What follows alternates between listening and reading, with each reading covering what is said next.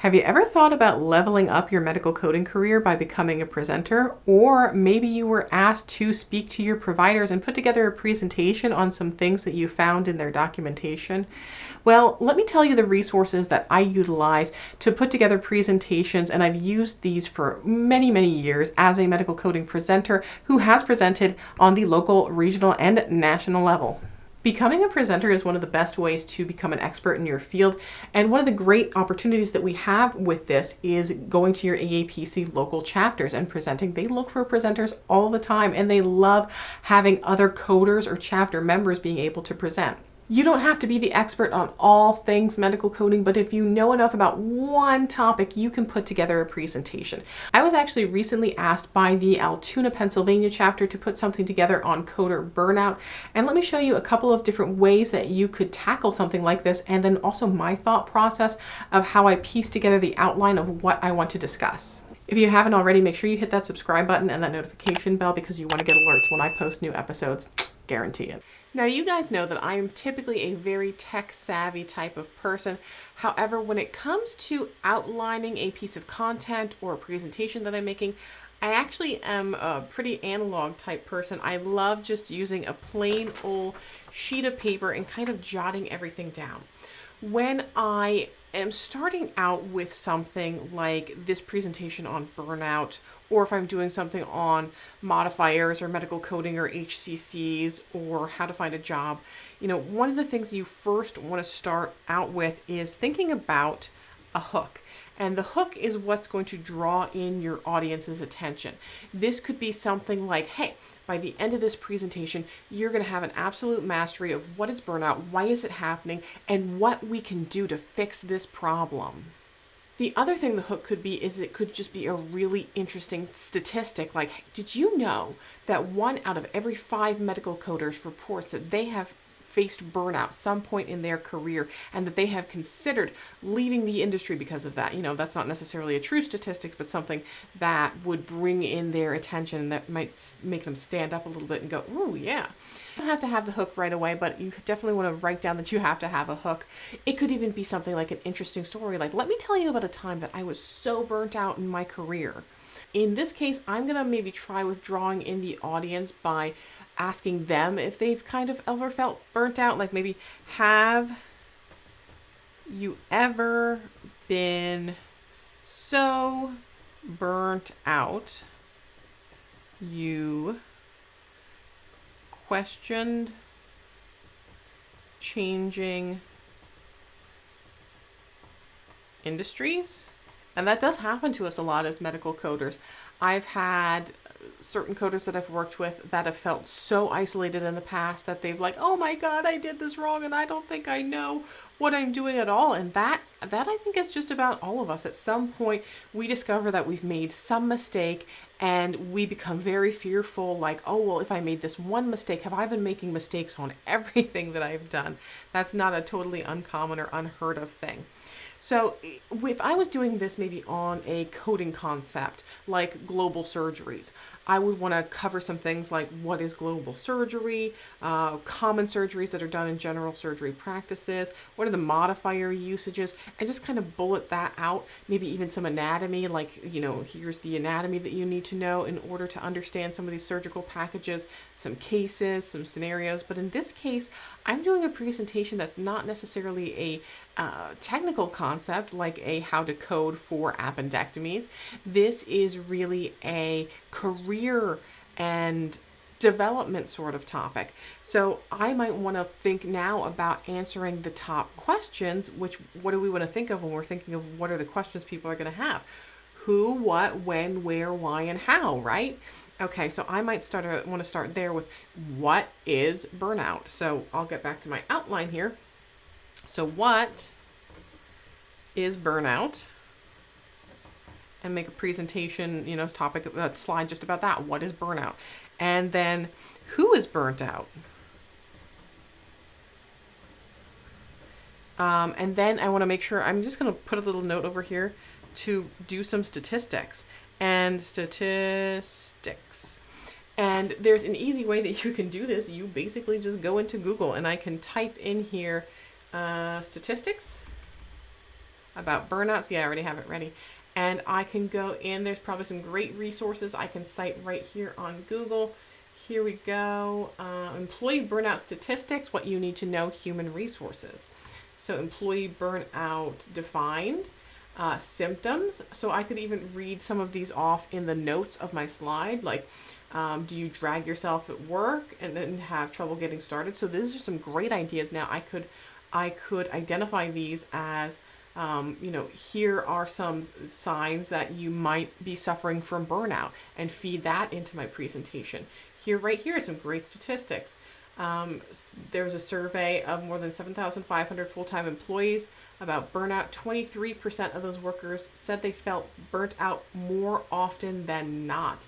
An additional 44% reported feeling burnt out sometimes. I could probably even weave this into what we're going through right now, where a lot of us are working from home, and talk about burnout in the office versus working from home. That could be a good topic to put in here. And then I also want to make a note to myself here to put in a story, like to weave in at some point one of my personal experiences with burnout. Now, off the top of my head, I don't know what that is, but as I'm going through and formulating the presentation, I might remember, oh yeah, here's a time where I felt super burnt out, or I had a friend that was super burnt out, and this is the advice that I gave them. So we've got what is burnout, who is burnt out, where are we experiencing this, because we talked about the online/remote. I can't write today. Versus in-person/office. So maybe I could pull some information about, are people in the office more burnt out versus remote employees? When are they getting burnt out? Is there something specifically going on that is triggering this burnout? Is it end of month maybe for coders that they start feeling burnt out?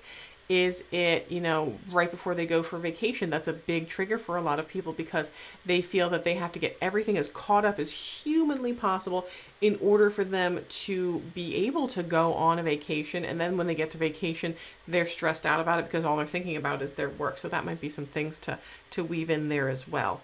So we've got who, what, where, when. So I could maybe talk about before vacation. I could talk about end of month. And then who, what, where, when, why. So why are they having burnt out? Maybe I want to speak here a little bit to home/work balance. And then what are we going to do about it? So who, what, when, where, how to combat.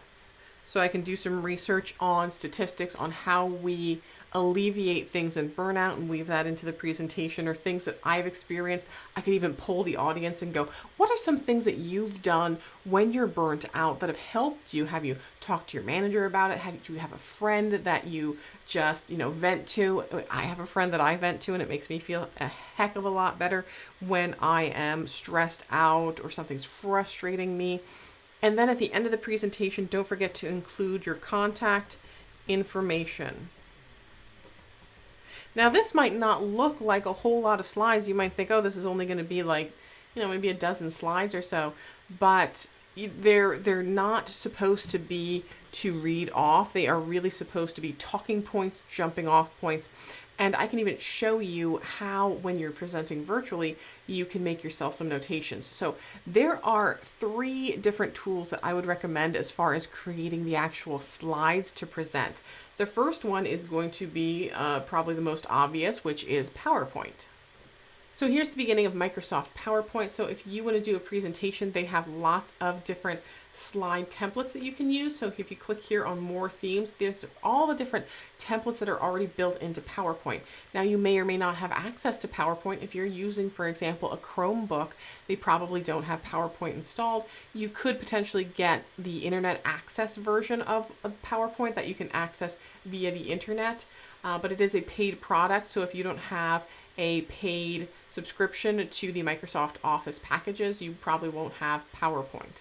So PowerPoint, though, you could even start sometimes. I just start with a blank presentation and build from there and then worry about templates later. Sometimes it's good to start with something simple. Some of these ones here, like this big purple thing, it can be a little bit overwhelming visually because you want people to be drawn to the content and the words, more so actually paying attention to you and what you're saying, but the visuals shouldn't be so overwhelming and distracting like with videos and things that they're not really seeing or paying attention to the content that's going on.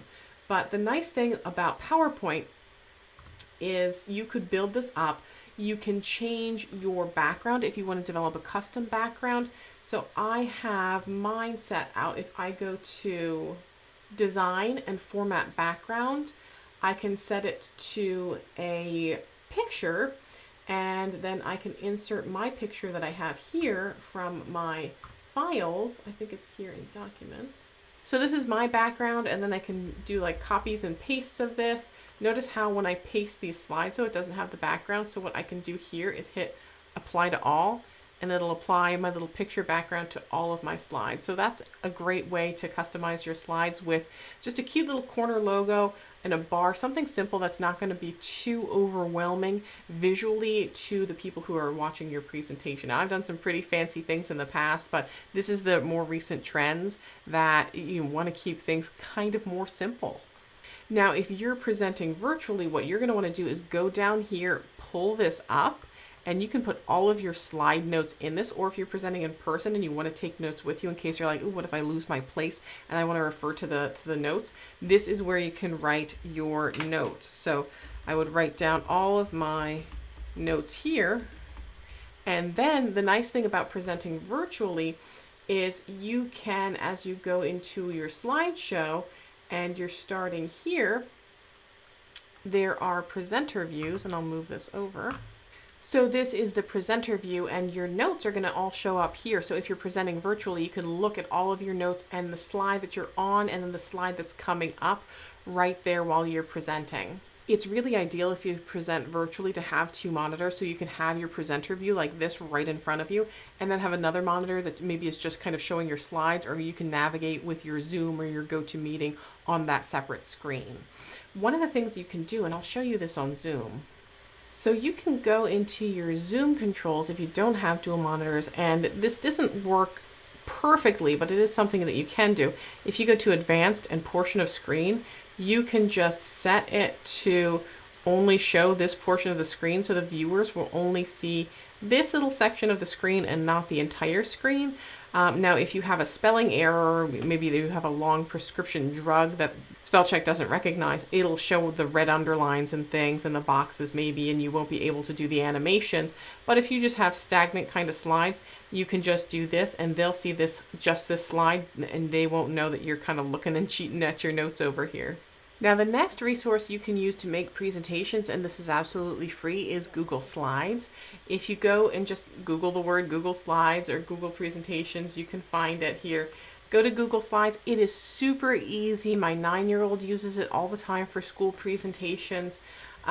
You have lots of different templates here in the templates gallery. So let's try and make something here based off of one of these templates. I would try to keep maybe from these work ones. Those you can utilize, and they're a little bit more professional looking. Google Slides is pretty similar to PowerPoint. So if I was doing this, all I would have to do is kind of click on here, and I could change the title of this to Coder Burnout. Now, I'll probably want to develop a more catchy title than that at some point. And I can include my name here, Victoria Moll. CPC, oh my gosh, COC, CRC, CPMA, CPRC, APC, approved instructor, comma, fellow. And if I don't like this orange, which it's not my favorite, what you can do is just click on that, and you can change the color here as well. So here in the background, I could just make this to a more subtle kind of pink color, and I might like that a little bit better. That might suit my kind of personality or needs better. And you can just go to the next slide. So maybe with this one, we can make our slide on what is burnout. Let's maybe capitalize this. What is burnout? Question mark. And again, if I don't like this color, I can pick this to maybe be a nice different color pink. Ooh, maybe I have to highlight it here and then change the color to something more purpley. If I get partway through the presentation and decide I want to change the theme, you can change the whole theme over here. If I don't like the layout, I can click the layout button and change that. I can change it to a different type of style. Maybe I want to go over here, what is burnout, and have it more styled like this. And I can put in my bullets here. Again, I just want to make them jumping off points and not necessarily something that I'm going to slide read. Although we all have to start somewhere, and if maybe you have to start out just to get over your nerves by doing a little bit of slide reading on a smaller presentation, you know, you got to start somewhere. So here's my bulleted list. So I can start here. What is burnout?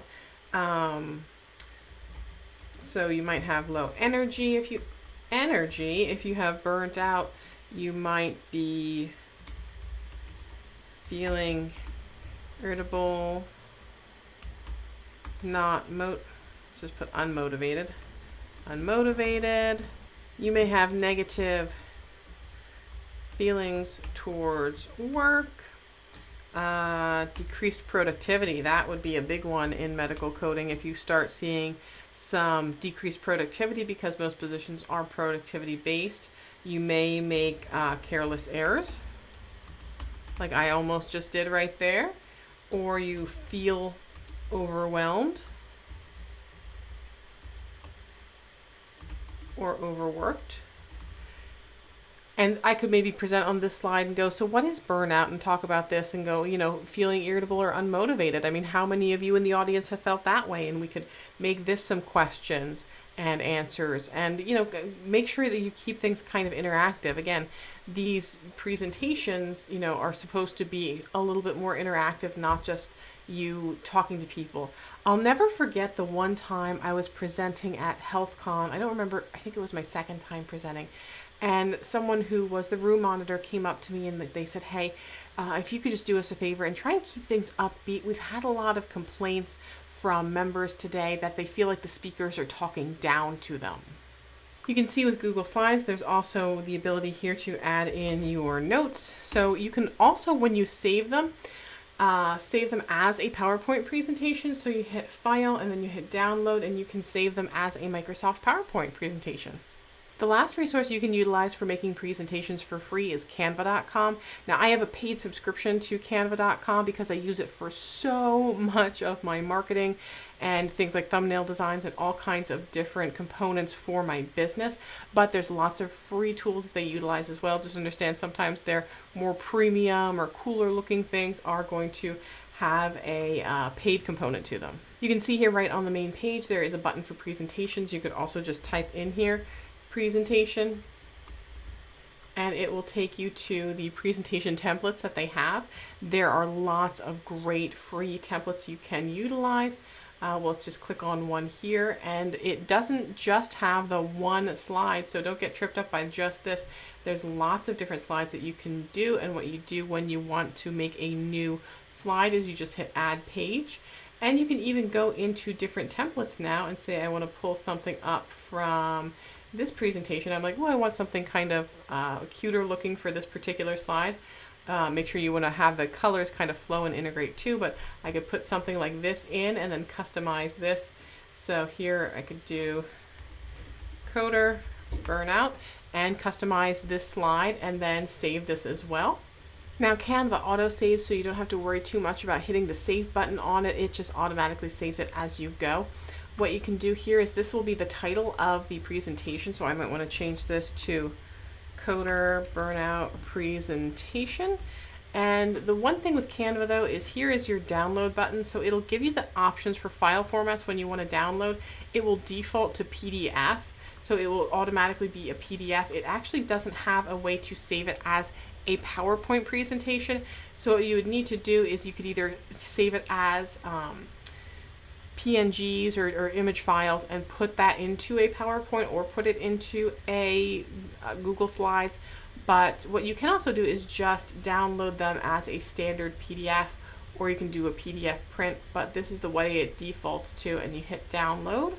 It'll take a minute for it to kind of compile everything and make the file for you. So here it is when you open it up in Adobe Acrobat. If you want to display the whole thing on your screen, you just go to View and then you go to full screen mode, and it will just convert it over to just showing the entire presentation. You can also present within Canva, so the default will be the standard view, but you can also use presenter view, and what that does is it'll open up basically two windows. So this one you could move to a second monitor and see, this will be what the audience would see. And then this window is then for you to view, and you can see all of the notes that you have on here, and you can also kind of use your little pointer majig as you go along. So those are three tools you can use for creating presentations. You can do Microsoft PowerPoint, which is the most popular. There's also Google Slides, probably second most popular, and Canva is also another resource that you can use because they all have different templates. You can search around online for different PowerPoint templates, or you can design your own, kind of like I did with my slides. Just be careful, because as you start searching for different PowerPoint slides or templates, sometimes if you download them from websites, they could have ads or pop-ups or things that might get a little bit glitchy with your computer. You do have to be a little bit careful when you're downloading files from websites. Speaking of downloading things from the internet, you have to be very careful when you're doing things like trying to take images from Google image search, because these images, while they might be great for your presentation, are likely copyrighted. And there are places that will come after people that they found out have utilized their copyrighted images. Now, this is probably not as big of an issue if you're just giving a free educational presentation to a chapter, but if you plan on selling webinars or anything that might be a paid product, or even at a paid seminar or paid conference, that's when you can run into problems. You can use free websites like pexels.com and find images. There's also pixabay.com, where you can search for free stock photos that are able to be used for presentations, and you don't have to pay any royalties for it. Another good resource is Wiki Commons, and that's a website where there are images that you can use, and some you do have to provide attributions, but even things like if I go in here and do cardiac anatomy, I can find some great pictures here that I could utilize for slides, and they would be appropriate to use for things like webinars and slides, as long as I provide the appropriate attribution. So here we go. This says it's free to share, to remix, but we have to provide attribution. If you want to work on your public speaking skills, there are organizations that you can even join, like Toastmasters International, which does have now virtual presenting as well. And that is a way that you can maybe work on your presentation with a supportive group of people who are looking to improve on their public speaking skills before maybe giving it to a local chapter or an association. So those are the great resources you can utilize to put together medical coding presentations, and then some of my expert tips on how to do it. Now, if you're presenting in person, obviously you can't have those little virtual notes there, but you could put together something that is of an outline for yourself if you happen to lose your place, or you just want that safety net in case you do, and reference those as needed. Everyone has to start somewhere, so if you're starting out your presentation and it's your first time and you want to be behind the podium with all of your notes there, go ahead and do it, because you have to start dirty and you will just become better every time that you present. When I started out teaching, I had one class that I was just given the material for the night beforehand, and I had to work that day. So unfortunately, I had to start out that class pretty much reading over the book and doing introductions, and it was horrible, and it was not the way I wanted it to go. But, you know, it's a learning experience. No matter who you are, you have these roadblocks, you have these stumbles, and if I hadn't continued, I wouldn't be where I'm at right now. So understand that I've had my fair share of crummy presentations in the past, or times where I just read slides because I didn't know any better. But just continue to learn and grow, and eventually you will get to a level where you feel very comfortable and very confident. You have to take that first step, and maybe you don't know where that first step is going to take you a year from now, 5 years from now, but it's not going to take you anywhere unless you make that first step. I hope this video helped you out. If it did, make sure you give it a big thumbs up. Don't forget to share it with your friends that might be interested in presenting as well. There are so many great tools out there that you can utilize. There is a huge need for presenters in this industry, especially on some of those difficult specialty topics. I hope this video helped you out and encouraged you to do some presentations for your coding chapter, or just for practice, or within your organization. If it did, make sure you give it a big thumbs up. Don't forget to like, share, and subscribe. I will see you guys in the next video. And until then, just keep on coding on.